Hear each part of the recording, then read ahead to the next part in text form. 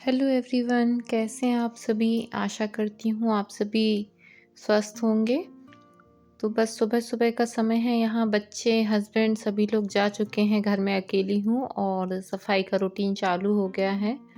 तो आज मुझे बेडशीट वगैरह चेंज करना था, तो बस वही कर रही हूँ। सबसे पहले बेडरूम की सफाई निकाली है, तो सारे चादर बदल रही हूँ। और सर्दियों में तो अच्छे खासे बिस्तर निकल आते हैं बाहर, ब्लैंकेट हैं, रजाइयाँ हैं, तो बस यही सब गद्दे वगैरह सब मुझे व्यवस्थित जमाने थे और बेडशीट भी चेंज करनी थी, तो बस यही काम कर रही हूँ। तो ये जो फिटेड बेडशीट है मुझे काफ़ी पसंद आई है। मैंने अभी फर्स्ट टाइम ही ट्राई किया है, इसको मंगाया था मीशो से। तो मुझे इसका बहुत अच्छा लगा कि बहुत कंफर्टेबल रहती है, बिछाने में भी बड़ी आसान होती है और बाद में भी बच्चे कितना भी बैठे उठें एकदम सेट रहती है, ज़्यादा परेशानी नहीं होती। तो मुझे काफ़ी अच्छा लगा, तो मैंने और बुक की हैं अपने बेड के लिए। तो बस यहाँ बेडशीट वगैरह चेंज करूँगी, बाकी बिस्तर भी सेट करूँगी। सुबह-सुबह का समय है, बच्चे हस्बैंड निकल गए थे, 9 बज चुके हैं। हालाँकि मेरा लंच बन चुका है, सबको लंच बॉक्स देकर विदा कर दिया है। अब बारी है मेरे घर की सफाई की। आजकल थोड़ा लेट ही उठ रही हूँ। सुबह-सुबह ठंड का मौसम भी है और थोड़ा तबीयत भी ठीक-ठाक नहीं थी, तो बस आजकल लेट उठना हो रहा है। ज़्यादा जल्दी नहीं उठती हूँ आजकल। 6 या साढ़े 6 के लगभग उठना होता है। उसके बाद बस चाय पी के और पहले इन लोगों का लंच ही रेडी करती हूँ। बाकी तो अब दिन भर घर में ही रहना है, तो सारे काम अपने हिसाब से करती ही रहूँगी, ये सोच कर भी।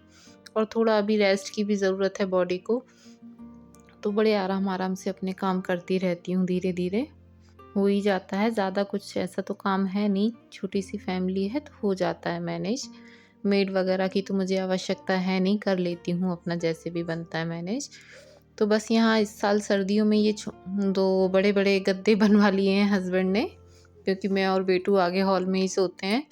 तो हम दोनों के लिए, मेरे बेटे के लिए और मेरे लिए, काफ़ी मोटे हैं ये, मुझसे तो उठते भी नहीं हैं, वही लोग उठाकर यहाँ रखते हैं। और अच्छा, इनको रखने के लिए ना रोज़ दीवान में या इस बेड के अंदर मैं डालूँ और फिर रोज़ निकाल कर बिछाऊँ तो वो पॉसिबल नहीं हो पाता है। तो इसको यहाँ कॉर्नर में ही जमा देती हूँ मैं रोज़। और ये सारे ब्लैंकेट हैं जो ये लोग रात में ओढ़कर सोते हैं बच्चे, मैं तो आगे से सब फ़ोल्ड कर कर लेकर आई हूँ। तो इनको तो कबर्ड में मैं सेट कर लेती हूँ। मैंने एक कबर्ड में एक सेक्शन अपना खाली करके रखा है, जहाँ सारे ब्लैंकेट, कम्फ़र्टर, बेडशीट वग़ैरह मैं रखती हूँ, वो सब अभी मैंने वहाँ रख देती हूँ, क्योंकि घर में स्पेस कम है और सर्दियों में कपड़े कुछ ज़्यादा ही निकल आते हैं, क्योंकि आपके शॉल, स्वेटर बच्चों के और ऊपर से ये वाले कपड़े, तो काफ़ी बेड पूरा मेसी दिखता था। तो मैंने ये वाला स्पेस अपने कबर्ड में, जो सबसे नीचे वाला मेरा सेक्शन था, वो मैंने खाली किया। और वैसे मैं इसमें सिंपल बेडशीट ही रखती थी, अब इसमें थोड़ा और स्पेस निकाला मैंने और उसके बाद फिर ये ब्लैंकेट वगैरह सारे मैं यहाँ रखूँगी। तो अच्छा खासा साफ भी दिखता है बेड वगैरह। बस गद्दे तो ये है कि मेरी मजबूरी हो जाती है कि इतने हैवी बन गए हैं, वो इतने ज़्यादा बड़े हैं कि उनको मैं रोज़ दीवान में रखूँ और फिर निकाल कर रात को रोज़ बिछाऊँ, तो वो पॉसिबल नहीं है, ना ही मेरे लिए ना ही बच्चों के लिए। तो वो मैं सामने बेड पर चादर से ढक कर रख देती हूँ। लेकिन ये जो ब्लैंकेट हैं जो हम लोग ओढ़ते हैं, तो ये सब तो मैं यहाँ पर रख देती हूँ, तो थोड़ा अच्छा-सा बेड ठीक दिखता है और आगे दीवान वगैरह में सब ठीक दिखता है, आगे भी रूम में, और यहाँ भी अच्छा लगता है देखने में। तो बस सबसे पहले यही कर रही थी कि सारे बिस्तर वगैरह, कपड़े वगैरह समेटूँ, क्योंकि सबसे ज़्यादा समेटने का काम कपड़ों का ही होता है घर में। सुबह-सुबह जब बच्चे जाते हैं और हस्बैंड जाते हैं ना, तो सारे घर में कपड़े ही कपड़े बिखरे होते हैं।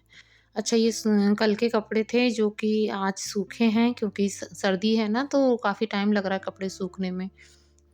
तो ये उठाकर लाई हूँ, तो पहले ये फ़ोल्ड करूँगी और उसके बाद फिर आज जो कपड़े धोकर डाले हैं वो डालने के लिए स्पेस हो जाएगा बालकनी में। क्योंकि एक बालकनी में तो प्लांट्स हैं, वहाँ मैं कपड़े नहीं डालती हूँ, सिर्फ़ बेडरूम की बालकनी में कपड़े डालती हूँ। तो मैं ये अपने गद्दे इस तरीके से फ़ोल्ड करके रख देती हूँ। तो अब ये है कि सारा समय जैसे कि अब घर में ही रहना है, तो अपने काम धीरे-धीरे करके सेट करूँगी। तो बस यही है कि अभी बीच में क्या था, मैंने क्लास जॉइन की थी, कुछ समय किया भी, लेकिन कंटिन्यू भाग-दौड़, और 4 घंटे की क्लास थी, अच्छा खासा लंबा समय था मेरा, 12 बजे से लेकर शाम को 4 बजे तक। तो काफ़ी एक्साइटेड थी मैं, मैंने जॉइन किया, अच्छे से किया भी, लेकिन फिर इतनी मुझे प्रॉब्लम होने लगी ना, मेरे पैरों में इतना ज़्यादा पेन और बैक में पेन, कंटिन्यू वहाँ 4 घंटे स्टूल पर बैठकर करना कंप्यूटर पर काम, तो बहुत ज़्यादा प्रॉब्लम होने लगी थी, मुझसे नहीं हो पाया और तकलीफ़ इतनी ज़्यादा हो गई कि मुझे छोड़ना पड़ा। तो देखती हूँ आगे कभी मौका मिलेगा तो करूँगी, अभी पहले शरीर को देखना ज़्यादा ज़रूरी है कि बॉडी अच्छी स्वस्थ रहे और रेस्ट की भी बहुत, बॉडी अपने आप बोलने लगती है कि हाँ, अब मुझे रेस्ट चाहिए। दिवाली पे भी अच्छा खासा काम हो गया और भाग-दौड़ चल ही रही थी। तो सुबह 4 बजे से उठकर मैं सब कुछ रेडी करके और फिर जाती थी और शाम को आती थी मैं 4 बजे वहाँ से निकलती थी। आते-आते मुझे 5 कभी साढ़े 4 ऐसे हो जाते थे। तो काफ़ी थकान हो जाती थी। उसके बाद फिर जो शाम का जो रूटीन होता है डेली का, वो चालू हो जाता था मेरा अच्छा खासा। तो काफ़ी बर्डन हो रहा था और कभी ऐसे निकली नहीं थी, सडनली एकदम से हुआ और थोड़ी-सी प्रॉब्लम है ही, मुझे काफ़ी समय से पहले से ही प्रॉब्लम है। तो बस नहीं हुआ बर्दाश्त, इतना पेन हो गया कि बर्दाश्त नहीं हुआ, तो फिर वो फाइनली ये हुआ कि मुझे सारी क्लासेस अपनी छोड़नी पड़ी। नहीं तो दिसंबर में मेरा एग्ज़ाम हो जाता और मुझे एक सर्टिफ़िकेट मिल जाता जो छोटी-मोटी जॉब में मेरे काम आ जाता। तो चलो मन का हो तो अच्छा, ना हो तो अच्छा, आगे कभी फिर देखूँगी जो भी होगा, ऊपर वाले ने कुछ और लिखा होगा, तो कुछ और ट्राई करूँगी या हो सका तो फिर से क्लासेस 2 घंटे की अगर हो सकी या 1, तो वो देखूँगी या आस-पास यहाँ कोई ऐसा मिल जाएगा जो मेरे घर के आस-पास हो, वहाँ कुछ जॉइन करूँगी क्योंकि दूर भी काफ़ी था, मुझे ट्रैवल करके जाना पड़ता था। तो बहुत सारी चीज़ें हो गई एक साथ में, तो नहीं हो पाया मैनेज। अब कोशिश करूँगी थोड़ा-सा 2-3 महीने का ब्रेक लेके फिर से कुछ नया शुरू करने की। अब सोचा था बच्चे बड़े हो चुके हैं, वो लोग भी अपना-अपना अच्छे मैनेज कर लेते थे थोड़ा बहुत और उनका भी अच्छा खासा टाइम है स्कूल में, तो काफ़ी टाइम मुझे बच जाता था। तो सोचा था अब अपने लिए थोड़ा-सा निकालूँ, क्योंकि जब से बच्चे हुए तो फिर बिल्कुल घर में ही थी मैं, शुरू से कभी कुछ नहीं किया, घर के बाहर नहीं गई। तो मैंने सोचा था कि अब शायद काफ़ी समय हो गया तो अब करने का टाइम है, लेकिन ऐसा हो नहीं पाया। तो देखती हूँ अब आगे कुछ होगा, लेकिन अब ये है कि पूरा समय घर में ही हूँ तो थोड़ा-सा घर का ही ख़्याल रख लूँ। तो काफ़ी दिनों से ये डस्टिंग नहीं हुई, दिवाली से सब लगाया था ये। तबीयत भी इतनी ज़्यादा ख़राब हुई, ध्यान ही नहीं गया इस तरफ, तो आज बस वही कर रही थी, थोड़ा-सा यहाँ भी हाथ मार दूँ क्योंकि थोड़ी बहुत डस्ट तो हर 3-4 दिन में यहाँ भी जमी जाती है और काफ़ी समय से ये स्टैंड वग़ैरह जब से मैंने लिए हैं तब से ऐसे ही रखे थे। और ये ड्राई फ्रूट्स वगैरह के डब्बे सामने मैंने इसलिए रख रखे हैं कि मुझे रोज़ रात को गलाने पड़ते हैं, सब लोगों को देती हूँ मैं भी लेती हूँ, बच्चों को, हस्बैंड को, तो आसानी रहती है तुरंत यहीं की यहीं लेके और गला दो रात में। तो मैं यहाँ सामने रखती हूँ, बाकी नमक, चाय पत्ती और शक्कर का डब्बा रख रखा है मैंने सामने, जो ईज़िली बच्चे भी जैसे कभी चाय बनाते हैं तो उनको आसानी से मिले और कभी हस्बैंड भी बना लेते हैं, तो सामने ये चीज़ें रहें, ड्राई फ्रूट्स वगैरह भी सामने इसीलिए रखे हैं, रात में जैसे कभी बच्चे गलाएँ या हस्बैंड गलाएँ, तो उनको आराम से मिल सकें ऐसी चीज़ें। बस यहाँ जो थोड़े से कपड़े थे, बाकी बड़े-बड़े कपड़े मैंने वैसे धोना बंद कर दिए हैं, अधिकतर बाहर जा रहे हैं आजकल तो कपड़े, बस ये एक बेडशीट थी जो रात को गला दी थी, तो सुबह बस जल्दी से डाल दी थी निचोड़ के। तो कपड़े मैं हाथ से ही धोती हूँ, लेकिन आजकल सारे कपड़े बाहर ही जा रहे हैं धुलने, हस्बैंड के और जो भी बड़े कपड़े निकलते हैं, बस मैं डेली के कपड़े धो लेती हूँ। हाँ, वो भी ज़्यादा अच्छे से अभी नहीं धोते बन रहा है मुझसे, क्योंकि मुझे बहुत ज़्यादा पेन बैक में, पैरों में इतना ज़्यादा और स्वेलिंग मेरे दोनों पैरों में, और बीच में तो पैर इतने मतलब चलने में दिक्कत होने लगी थी, इतना भारीपन, दर्द, स्वेलिंग, तो मुझे बहुत ज़्यादा प्रॉब्लम होने लगी थी। ये हालत थी मेरी कि मैं कुछ काम करती थी, जैसे मैंने खाना बनाया और खाना बना के मैं आधा घंटे के लिए फिर बैठ जाती थी, फिर उठती थी, उसके बाद फिर किचन साफ़ करती थी, तो फिर बैठ जाती थी, फिर उसके बाद मेरा पोछा लगता था। तो इस तरीके से कुछ दिन तो ऐसे काम चला है दिवाली के बाद मेरा, तो बहुत ज़्यादा प्रॉब्लम हो गई थी, इसी कारण सब कुछ चेंज हुआ। तो अभी बस ये है कि हाँ, करती हूँ सब, तो धीरे-धीरे रेस्ट लेकर करती हूँ।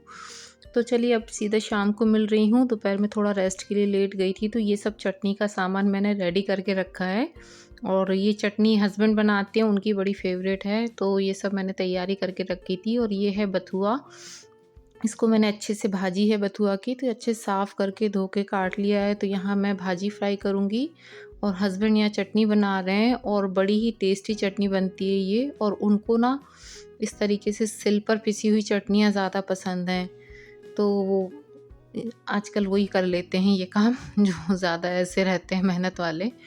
तो उन्होंने बस इतना बोला कि तुम तैयारी करके रखो, बाकी मैं पीस के मैं दे दूँगा, तड़का तुम लगा देना। तो बस यहाँ वो चटनी पीस रहे थे और यहाँ मैं साग की तैयारी कर रही थी। और सर्दियों में ना ये चटनी इतनी टेस्टी लगती है, बस अच्छी गरम-गरम कड़क-कड़क रोटियाँ हों घी लगी और इस चटनी के साथ ही आप पेट भर के खाना खा लो, इतनी ज़्यादा टेस्टी लगती हैं। तो बस यहाँ मैं साग फ्राई कर रही थी, कढ़ाई चढ़ा दी थी, थोड़ा सा तेल डाला, राई डाला, हींग डाला, 2 साबुत लाल मिर्च डाली थी और उसके बाद जो मैंने 2 प्याज़ काट के रखी थी वो डाल दी। थोड़ा सा प्याज़ को भूनूँगी, उसके बाद भाजी को डालूँगी। तो यहाँ साग भी उनकी पसंद का ही बन रहा है और चटनी भी उन्हीं की पसंद की बन रही है। उनको सर्दियों में हर तरीके का साग खाना, चटनियाँ खाना बड़ा पसंद है मेरे हस्बैंड को।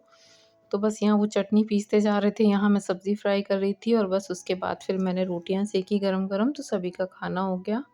तो प्याज़ हल्का सा ब्राउन हुआ, उसके बाद यहाँ मैंने साग डाला है, मसाला अभी नहीं डालूँगी, थोड़ी भाजी बैठ जाए, उसके बाद पानी थोड़ा-सा इसका रिलीज़ हो जाए, सूखी-सूखी हो जाए ना, तब इसमें नमक मिर्च डालूँगी, क्योंकि अभी थोड़ी ज़्यादा क्वांटिटी है और फिर पानी सूखने के बाद थोड़ी-सी रह जाएगी तो नमक मिर्च ज़्यादा हो जाएगा, नमक वग़ैरह।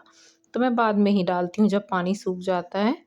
तो बस यहाँ अच्छे से ढक के रख दूँगी थोड़ा 5 मिनट के लिए, तो जब तक अच्छे से पक जाएगा और उसके बाद फिर मैं इसमें ज़्यादा तो कुछ नहीं डालती हूँ, बस नमक, लाल मिर्च और हल्दी डालूँगी और 10 या 15 मिनट में भाजी बनकर रेडी हो जाती है, ज़्यादा टाइम तो लगता नहीं है इन सब्जियों में। बाकी चटनी में आप देख लीजिए साइड में दिख रहा होगा, अच्छी खासी मेहनत चल रही है।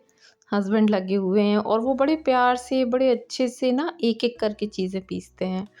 लहसुन, अदरक, हरी मिर्च अलग पीसेंगे, फिर टमाटर अलग, फिर उनका जो खड़े मसाले थे वो अलग, जीरा, सौंफ जो भी वो डालते हैं, धनिया और उसके बाद फिर जो हरा धनिया रहता है, ये सब चीज़ें अलग पीस के फिर अच्छे से बाउल में पूरा मिक्स करते जा रहे हैं और उसके बाद फिर इसको चटनी को थोड़ा-सा तेल डालकर राई का तड़का लगा दिया था और थोड़ी देर गैस पे पका लिया 10 मिनट, तो बहुत अच्छे चटनी का टेस्ट आता है और सर्दियों में लहसुन की चटनी तो वैसे भी बहुत अच्छी रहती है, फ़ायदेमंद रहती है। तो उनको शौक है, बड़े शौक से बनाते हैं वो, हमेशा ज़्यादातर वो ही बनाते हैं इस चटनी को। तो बस यहाँ हो गई है मेरी थाली रेडी, तो थाली दिखा रही हूँ। वीडियो अच्छा लगे तो लाइक, शेयर, सब्सक्राइब ज़रूर कीजिएगा। तो ये आज की थाली थी मेरी, गरम-गरम रोटियाँ, पापड़, चटनी और साग और साथ में मैंने मूली कट कर दी थी। मिलूँगी नेक्स्ट वीडियो में। Bye bye.